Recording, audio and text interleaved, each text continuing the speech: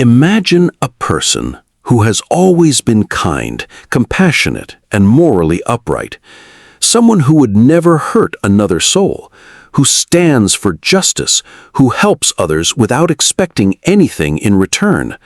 Now, imagine that same person over time becoming unrecognizable, capable of cruelty, deception, even destruction. What causes this transformation? How does someone go from being good to being a monster? Today, we will uncover the psychological and philosophical forces that shape human nature, revealing the hidden mechanisms that push good people toward darkness. And the final revelation will be the most powerful of all. It will change the way you see human nature forever. This is not just a theoretical discussion. Understanding this transformation is crucial because it affects all of us. You might think that you could never fall into such darkness, that you are immune to the forces that corrupt others.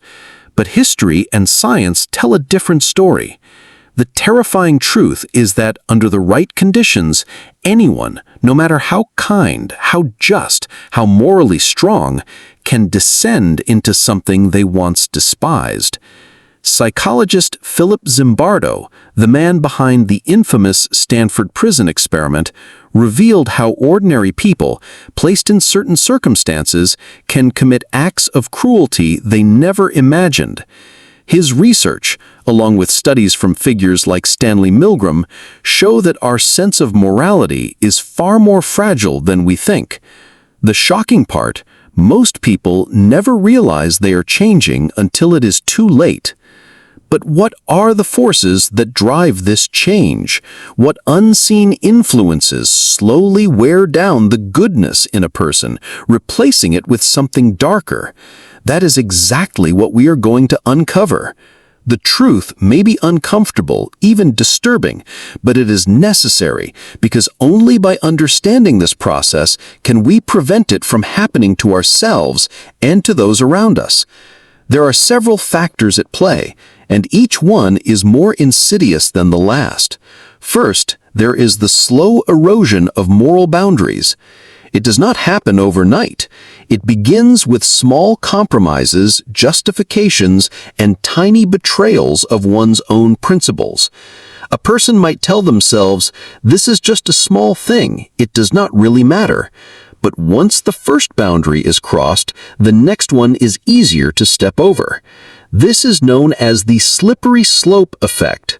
A well-intentioned person might start making small ethical exceptions in difficult situations, perhaps lying to protect someone, bending rules for a good cause, or justifying minor wrongdoing in the name of necessity. At first, these actions seem harmless, but over time they reshape the person's identity.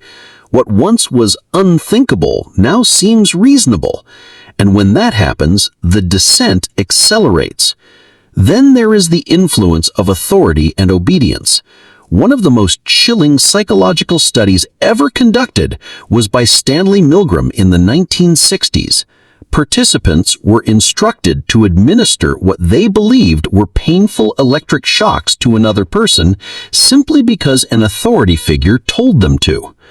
The results: the majority of participants continued delivering shocks, even when they believed they were causing serious harm, because they felt compelled to obey. This reveals a terrifying truth. Even good people, under the right conditions, can become tools of harm. They may not act out of malice, but out of duty, pressure, or fear of consequences. They convince themselves that they are just following orders, that they have no choice, and in doing so, they allow their morality to be overwritten. But it doesn't stop there. Another key factor is the power of group identity. When people become deeply attached to a group, whether political, religious, social, or ideological, they begin to see those outside the group as the other. And when that happens, a dangerous psychological shift occurs. history is filled with examples of how ordinary people were led to commit horrific acts because they were convinced that their enemies were less than human. Dehumanization is that process by which we see others as less than human, less deserving, less valuable. Once someone has been dehumanized, it's much easier to justify cruelty and even violence against them. Transformation of good people into monsters, it allows individuals to justify harm by seeing their victims as undeserving of empathy. Think about how many atrocities in history were committed by people who at one point considered themselves good, moral, even righteous. They did not wake up one morning and decide to become monsters. It was a slow process fueled by small moral compromises, obedience to authority, and a growing sense of us versus them. And here is the most unsettling question of all. Could it happen to you? Could you, under the right pressures, under the right influences, become something you never thought possible? The answer is more complicated than you might think. And in the next section, we will go even deeper into the psychology of justification, the illusion of righteousness, and the final, most dangerous step in this descent. The most shocking truth of all is yet to come. One of the most dangerous aspects of this transformation is self-justification. People rarely see themselves as villains, even when they are committing terrible acts. Instead, they create narratives that allow them to believe they are still good, still righteous, still on the side of justice, even when their actions suggest otherwise. This is where cognitive dissonance comes into play. Psychologist Leon Festinger introduced this concept to describe the mental discomfort we experience when our actions contradict our beliefs. When faced with this contradiction, we do not always change our actions. More often, we change our beliefs to justify our actions. Imagine someone who sees themselves as a kind and ethical person, but who finds themselves in a situation where they must harm others, whether physically, emotionally, or socially. Instead of admitting they have crossed a line, they tell themselves, "I had no choice," or "they deserved it," or "this is for a greater good." This process allows them to continue seeing themselves as good while doing things they once thought were unthinkable. This is why history is filled with examples of people committing atrocities while believing they were doing the right thing. When people justify their actions, they silence their inner conscience. And once that voice is silenced, the descent into darkness accelerates. But cognitive dissonance alone does not explain everything. There is another force at work, one that is even more insidious. It is the illusion of righteousness. People do not just justify their own harmful actions. They often begin to see themselves as superior to others. The more someone believes they are morally righteous, the easier it is for them to condemn and harm those they see as less moral. This is known as moral licensing. Studies have shown that when people see themselves as good, they often feel justified in doing bad things. A person who donates to charity in the morning might feel less guilty about lying in the afternoon. A leader who believes they are fighting for justice might feel justified in silencing those who disagree. The irony is that the more people see themselves as righteous, the more blind they become to their own moral failures. History has proven this time and time again. Some of the greatest horrors were committed not by people who saw themselves as evil, but by those who believed they were on the right side of history. And this brings us to one of the most dangerous steps in the transformation of good people into monsters: dehumanization. When people begin to see others as enemies, as obstacles, as less than human, their moral restraints collapse. This is how individuals justify cruelty, oppression, and even violence. This is why soldiers in war are trained to see the enemy not as people, but as threats. It is why political and ideological conflicts so often turn vicious, because both sides begin to see each other not as fellow humans, but as something less. The moment someone stops seeing another person as fully human, they free themselves from the guilt of harming them. This is why throughout history, propaganda has been used to paint enemies as evil, corrupt, or subhuman. Because once that mental shift happens, morality no longer applies. But here is the terrifying part. This process does not just happen on a large scale in wars or political movements. It happens in everyday life. It happens in workplaces. When people justify cruelty toward colleagues they dislike, it happens in relationships when partners convince themselves that their actions are justified because the other person deserves it. It happens online when people attack strangers with words they would never use in real life because they do not see them as real people. And it can happen to any of us. No one is immune. So now we must ask ourselves the most difficult question of all. If good people can turn into monsters, how can we stop it from happening? The answer is not simple, but in the next part, we will uncover the hidden safeguards, the psychological defenses that can prevent this descent.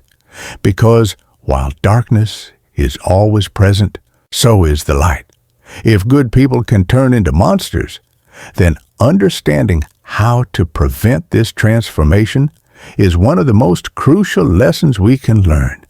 Because while darkness is always present, so is the light. And the difference between the two often comes down to awareness, self-reflection, and the strength to resist the forces that seek to corrupt us. The first and most powerful defense is self-awareness. Many people believe they are immune to corruption simply because they see themselves as good. But as we have seen, morality is fragile, and good intentions are not enough to prevent someone from falling into darkness. In fact, the belief that I could never do something like that is often the first step toward moral blindness. Self-awareness means recognizing our own capacity for wrongdoing. It means understanding that under the right pressures and the right circumstances, we too could be led astray.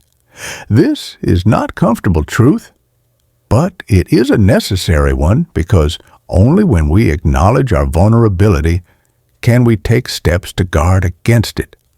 One of the most effective ways to build self-awareness is through reflection. Regularly questioning our own actions, motives, and justifications helps us stay connected to our core values, asking questions like, am I justifying something now that I once believed was wrong? Am I treating someone differently because I see them as less in some way? Am I allowing an authority figure or a group to dictate my sense of right and wrong? If someone else were doing what I am doing now, would I still think it is acceptable? These questions force us to confront the uncomfortable reality that we are all capable of justifying harm when it suits us. But awareness alone is not enough. We must also develop the strength to resist. This is where moral courage comes in. It is easy to stand by our principles when there is no cost, but true moral strength is tested when doing the right thing is difficult, when speaking out means facing rejection, when standing firm means losing status or comfort. History is filled with stories of those who failed this test, people who went along with injustice because it was easier, who remained silent, while others suffered. But it is also filled with those who passed people, who resisted, who refused to conform, who chose integrity over convenience. Psychologists have studied what makes certain individuals stand against corruption while others fall into it. One of the key factors is having a strong internal moral compass, one that is not easily swayed by external pressures. This comes from deeply understanding one's values, but also from practicing small acts of integrity every day. Because when we compromise on small things, it becomes easier to compromise on big things.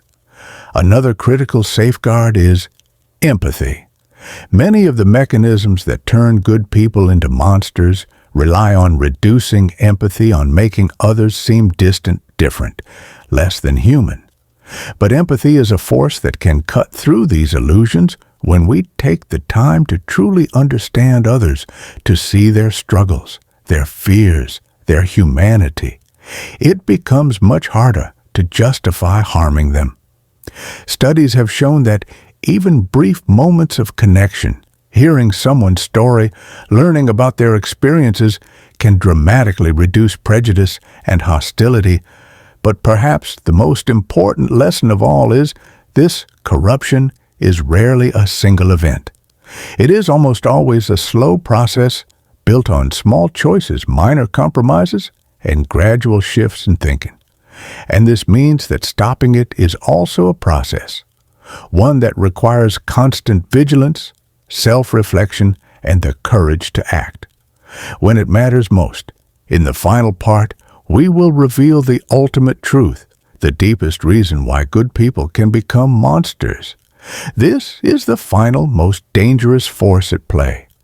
And once you understand it, you will never see human nature the same way again. There is one final terrifying truth that explains why good people turn into monsters. It is the force that underlies every transformation we have discussed: the slow erosion of morality, the justification of wrongdoing, the power of obedience, the illusion of righteousness, and the loss of empathy. It is the power of the environment more than any. Alexander Solzhenitsyn once wrote the line, "Dividing good and evil cuts through the heart of every human being." This is the final truth. There are no absolute monsters, just as there are no absolute saints. There are only people who are shaped by their choices, by their surroundings, and by their willingness to confront the darkness within themselves. So ask yourself, who are you becoming? Are you making choices that strengthen your integrity? Or are you allowing small compromises to lead you down a path you never intended? Are you shaping your environment, or is it shaping you? Because in the end, the difference between a good person and a monster is not fate, it is choice. And that choice is yours to make every single day. Thanks for looking